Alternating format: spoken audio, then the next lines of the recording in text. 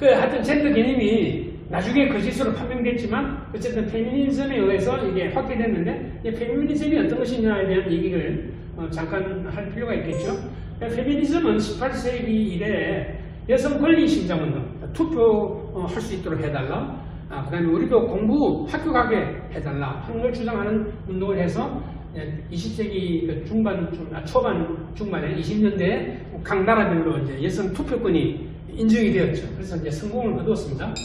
그 다음에 2차 대전 동안에 이제 별 말이 없다가 60년대 여성 인권 운동이 일어났어요. 이제 그때 당시 한참 60년대 그 인권 운동이 아주 왕성하게 일어났죠. 전 세계적으로. 특히 이제 흑인 운동, 그 다음에 노동자 운동은 워낙 유명했고요. 그래서 이게 있으면서 여성 운동이 이제 일어났고 또 그때 덩달아 성소수자 인권 운동도 일어났어요. 그래서 이게 60년대가 아주 소란스럽고 혼란스럽고 데모 많고 시위 많고 정치 투쟁이 요란하고 그런 시대였어요. 아주 격변기였죠. 그래서 이걸 이제 우리가 성의 입장에서는 성혁명이라고 부릅니다. 성혁명 시대가 됐죠. 그래서 이제 70년대에 들어와서 이 페미니즘들은 이 섹스라는 단어가 전통적인 남성 우월, 가부장적인 의미를 포함하고 있으니까 이걸 쓰지 말고 대신 젠더를 쓰자. 젠더는 유동성이 있고 남자도 여자가 될 수 있고 여자가 남자가 될 수 있고 이게 똑같다 이거죠. 남자 여자나 그런 의미에서 이제 젠더가 좋겠다. 그리고 여성 운동가들이 이렇게 하니까 학술단체로 이제 파급됐습니다. 여성 운동가들의 활동이라는 게 주로 대학에서 여성학을 가리키면서 이제 이게 파급이 됐습니다. 여성학은 여자 학생들이 배웠지 남자들은 잘 몰랐어요. 근데 이제 여자 대학에서 여성학을 배운 사람들이 여성 운동가가 된 셈이죠. 그래가지고 이제 미국에서 그렇게 해서 퍼졌습니다. 그래서 이게 사회학, 인문학, 교육학, 심리학, 그다음에 미디어에서 젠더 개념을 환영하고 받아들였습니다. 근데 이제 급진적 여성주의는 여성 우위를 주장해요. 그림에서 보듯이 남성적 가부장 제도를 때려부시자. 이런 과격한 급진이라고 말했습니다. 그래서 양성 개념, 남녀 개념을 파괴하기 위해서는 섹스보다 젠더가 이제 좋다 이렇게 된 거죠. 이게 성혁명을 잠깐 소개하면 이제 이렇게 그 핵심은 프리섹스 운동이에요. 옛날에는 혼전수멸이나 분류는 다 죄가 되었는데 이제 프리섹스가 되면서 자유가 된 거죠. 혼전이든 결혼했든 말든 이게 이제 성혁명의 본질입니다. 근데 이때 당시에 또 인권운동이 같이 있었기 때문에 프리섹스를 주장하는 게 인권이 된 거죠. 이 인간은 다 그런 권리가 있다. 섹스를 즐길 권리가 있으니까 결혼이라는 건 체제를 강제로 우리한테 짚어 씌워서 억압하지 말아라. 이 인권운동이에요. 인본주의적 인권운동이죠. 그래서 이제 일이 났는데 이제 인권운동 중에 성전자라든가 동성애는 그 당시로서는 정신장애였거든요. 그러니까 정신과 가서 공부해라, 치료받아라 이렇게 됐으니까 상당 부분이 이제 강제 치료를 받게 됐어요. 여러분 그 역사를 보면 비인도적인 게 상당히 있어서 문제가 됩니다. 그래서 우리도 정신과에서도 그런 역사를 가지고 있습니다. 그게 이제 그런 얘기 중에 가장 이 당시에 나온 이제 핵심적인 소설 영화가 뻐꾸기 둥지기로 날아간 새라는 소설이 있는데 그 영화가 된 건데 이게 결국 반정신학 캠페인의 표현이 정신학자들이 사람들을 병으로 몰아가지고 강제 입원시키고 강제 주사하고 전기 쇼크 주고 한다. 이건 인권 유린이다. 그러니까 보통 사람들은 그 얘기 듣고 정신과를 굉장히 나쁘게 보죠. 한동안 정신과에 가는 거를 끓이고 숨기고 그랬습니다. 근데 요즘은 좀 상황이 많이 달라져서 정신과에 모든 많은 사람들이 거리낌없이 찾아와서 도움을 청하고 있습니다. 어쨌든 60년대는 그랬고 반정신학 운동이 퍼지면서 동성애를 억압하지 말아라. 정신과 의사들이 잘못했다. 그게 왜 병이냐 이렇게 됐어요. 그래서 이게 이제 성혁명의 모습이고 이제 동성애자들이 이제 그때 이제 인권 운동을 했습니다. 게이 라이트 무브먼트라고 해요. 게이 인권 운동. 이게 제일 유명한 게 이제 제일 크게 나타난 게 69년에 이제 스톤월 리오라고 해요. 아주 그냥 폭동적인 사건이어서 경찰하고 대치해서 아주 굉장했다고 그래요. 그리고 이제 그 후로 매년 이런 그 운동을 하죠. 그래서 이제 동성애에 대해서 전통적 개념은 죄악시하고 범죄시하고 차별하고 감옥에 넣거나 정신병원 입원시켰고 또 이거는 정신장애인데 내가 잘못됐다고 그랬어요. 그래서 이제 전환치료를 했는데 이 전환치료는 이제 내 잘못이 아니라 노이로제라고 보고 전환치료를 했습니다. 이 전환치료에 대해서 나중에 다시 말씀드릴 거예요. 그래서 이 인권운동, 전체 여성운동, 노동자운동, 흑인운동 여기에 성소수자 인권운동이 합류해서 69년부터 게이 인권운동이 이제 이렇게 일어나기 아주 대규모 첫 번째 대규모 시위였어요. 그래서 73년에 미국 정신의학회에서 동성애를 병이 아니다 라고 이렇게 했습니다. 90년대 와서 트랜스젠더도 정상이다 하는 그런 운동이 이제 또 일어났어요. 그래서 누가 이 젠더 개념을 옹호하는가? 당사자들이죠. 페미니스트들이고. 그 다음에 이제 이런 그룹들이 다 마찬가지로 솔리다리티, 연대를 형성해서 젠더 개념을 옹호하고 있어요. 다시 말하면 트랜스젠더, 동성애를 올바르다, 정상이다, 인정해주고 차별하지 말아라 하는 얘기를 하는데 힘을 합치고 있어요. 이게 뭔가 하면 네오 마르크시스트. 이게 유명한 이제 선구자들이 많죠. 빌레름 라이크라든가 마르크세, 에리키 프롬 이런 분들이 있고, 그 다음에 이제 잘 알려지지 않지만 무정부주의. 정부가 이런 법을 만들어서 이런 간섭하면 안 된다 이거죠. 정부가 없는 게 낫다.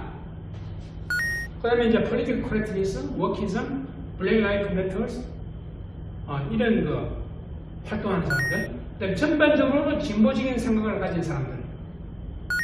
그 다음에 포스트 모던 철학.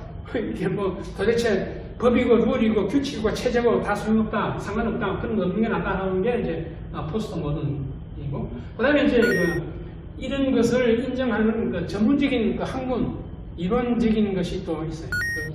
퀴어학이라고 그러기도 하고, 퀴어 철학, 심지어 이제 종교, 기독교 아니고 퀴어 신학이라는 것이 그런 또 말을 하는 또 신학자들도 생겨나고. 그래서 이런 그룹들이 젠더 개념을 옹호하고 있습니다. 이걸 이제 옹호하는 사람 중에 제일 유명한 사람이 주디스 버틀러. 이 사람은 뭐 인터넷에 보면 후기 구조주의 철학자, 포스트 모더니스트고 급진 젠더 이론가예요. 이 사람의 이론의 그 핵심은 젠더 수용성이에요. 젠더라는 것은 퍼폼, 행동을 자꾸 반복하면 그렇게 정해진다. 그런 얘기라고 이해됩니다. 그래서 이 사람이 쓴 책에 유명한 게 젠더 트러블. 젠더가 문제가 많다. 문제를 일으키고 있다. 그래서 이제 페미니즘을 옹호하고 젠더 이론을 옹호하는 얘기입니다. 그러니까 그 중에 가장 대표적인 말이 우리 여자들이죠. 우리는 섹스다. 이게 우리만 번역하게 공부하죠. 성화되었다 또는 걸드, 소녀로 자랐다. 이 말하자면 우리가 원치 않든 원하든 간에 사회가, 세상이, 부모가 나를 여자로 만들었다 이거예요. 근데 나는 그게 싫다 이거죠. 왜 너희들이 나를 그렇게 만드느냐. 나는 내가 정하겠다. 내가 하겠다. 아주 그 멋진 말이죠. 그러면서 이제 젠더 이론을 이제 옳다고, 젠더가 맞다고 이렇게 주장하는 거예요. 그래가지고 그 이론을 보면 말하자면 굉장히 복잡한 언어 이론에부터 시작해가지고 이걸 전개하고 있습니다.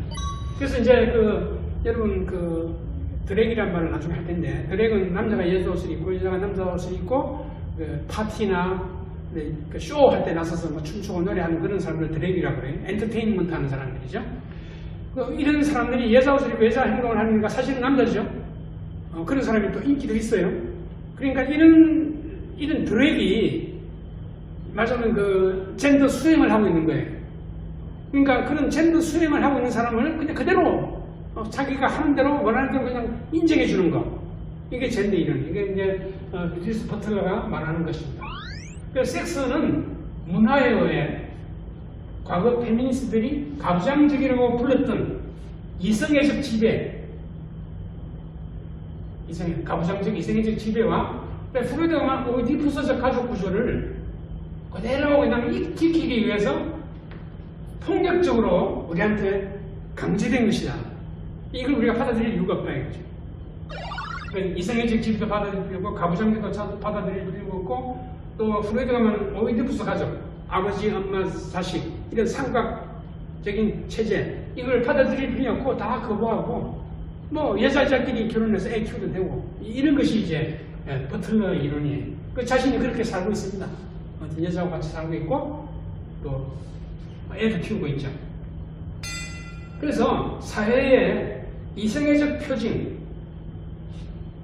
그래서 이 모든 영역에서 나타나고 있는 이성의 표징을 다 없애자, 파괴해버리자. 그게 이 주디스 버틀러의 아주 급진적 생각입니다. 근데 이제 이런 얘기하게 되면 그럴듯하고 또 그러고 싶은 마음이 들겠지만 실제 우리가 사회에 나가면 그렇게 행동하기는 아주 어렵죠. 당장 그렇게 하게 되면 다 주위에서 뭐 남자도 물론이고 여자들도 이상하게 봐요. 아직은요. 그러니까 이걸 자꾸 바꾸겠다는 게 이제 이 사람들의 이제 혁명이죠. 이제 바꿔질지 그러다가 말지 또는 역시 해보니까 전통이 좋겠다 뭐 돌아갈지 아직은 알 수가 없죠. 하지만 우리 같은 사람은 전통적이고 일부일체적인 그런 가정체제를 지키는 것이 좋다고 생각합니다. 물론 가부장제라든가 남성 우월주의는 우리가 찬성하는 건 아니에요. 남녀는 평등하고 포텐셜은 다 같다. 그렇지만 남녀가 구별되고 둘이 합침으로써 완전한 인격체가 된다. 뭐 이런 생각에 우리는 찬성하는 겁니다. 근데 왜 이런 생각이 드느냐? 이런 왜 LGBT 이런 것을 주장하고 인기도 얻고 또 퍼지고 있느냐? 이거는요, 그냥 우리가 보기에는 자연, 하나님의 섭리, 일단 반항이에요. 쉽게 말하면 인간의 능력으로 우리가 섹스, 자연적으로 주어진 섹스를 지킬 필요 없다, 바꿀 수 있다 고 하는 인간의 야심, 욕구, 맞아, 내가 신적인 존재가 되겠다 하는 그런 생각이죠. 궁극적으로 보면 이 자연으로 주어진 남녀를 내가 바꾼다는 것은 내가 이제 신의 창조를 내가 하겠다는 그런 의사라고 볼 수밖에 없습니다.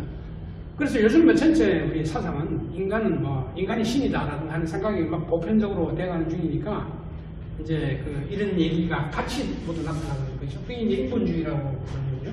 이제 성학자들이 이걸 말씀 인도했어요. 선구자들이 아까 말한 데니시 거를 만든 히슈펠트, 해리 벤자민은 성hormone 치료를 주장한 사람, 그다음에 존 버니 아까 말한 데이비드를 브렌다로 바꾼 그래서 나중에 이제 거짓말로 표명된 사람, 그다음에 주디스 버틀러.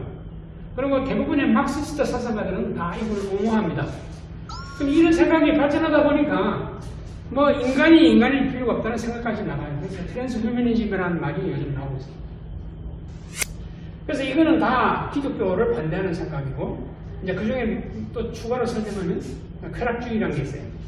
쾌락을 추구하는 게 인간의 본성이고, 그걸 왜 막느냐 하는 것이 쾌락주의입니다. 그 다음에 영지주의. 이걸 설명하자면 또 시간이 걸리지만, 하여튼 영지주의라는 것이 이제 복잡하지만, 일단 섹스에 관해서는 굉장히 오픈되어 있고, 어떤 생각이든 다 반영하고, 그래서 그러니까 영지주의 중에 상당히 핵심적인 것은 여신 숭배가 있어요. 여신 숭배. 남자신만 아니고 여자신도 있어야 된다 이런 식이죠. 그러니까 영지주의가 기독교하고 다르다는 거죠. 그 다음에 정치사상. 제일 유명한 게 이제 프랑스 혁명, 공산혁명, 그리고 요즘은 이제 문화혁명이 있습니다. 그래서 이런 걸 반대하는 사람들이 이 전통적인 윤리를 주장하는 사람들인가? 예를 들면 이제 우리나라 전통적인 유교학자라든가 또는 전통 불교, 기독교인들은 다 이걸 반대하죠. 근데 이제 과학계에서도 이런 사람들이 있는데, 제가 소개해드리고 싶은 사람은 폴 맥큐라는 사람이에요. 이 사람은 존 홉킨스, 아까 존 머니가 활동하던 그 병원의 대학의 정신과 과장님인데, 이 사람이 과장으로 와가지고 젠더 클리닉, 존 머니가 활동하는 젠더 클리닉을 폐쇄시켜버렸어요. 폐쇄시키고 이 사람이 과장으로 있는 한 20년 동안 젠더 클리닉이 없어졌습니다. 근데 그 외에 다시 또 생겼다고 그래요. 그래서 성전환 수술은 비윤리적이다 하고 그냥 아주 논리적으로 반박을 했습니다. 이 나중에 다시 좀 소개되는 겁니다. 그 성전환 수술은 필요 없는 신체 손상이고 의료 윤리에 벗어난다. 이것은 마치 살을 빼려는 신경성 신경부전증 환자에게 지방 제거 수술하는 것 같다. 지방 제거한다고 그게 신경성 식욕부전증 환자를 치료하는 게 아니죠. 네, 그렇지만 이거와 같이 성전환 수술도 그와 같은 것이다 라고 얘기했습니다. 그러면 나중에 다시 이어서 섹스 젠더는 어떻게 다른가 하는 걸 다시 좀 더 자세히 말씀드리겠습니다. 네, 감사합니다.